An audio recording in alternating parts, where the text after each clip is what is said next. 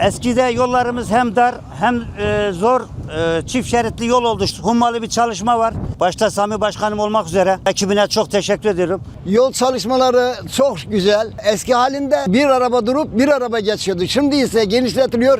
2 arabaya yana rahatlıkla geçebilir. Büyükşehir'e teşekkür ederim.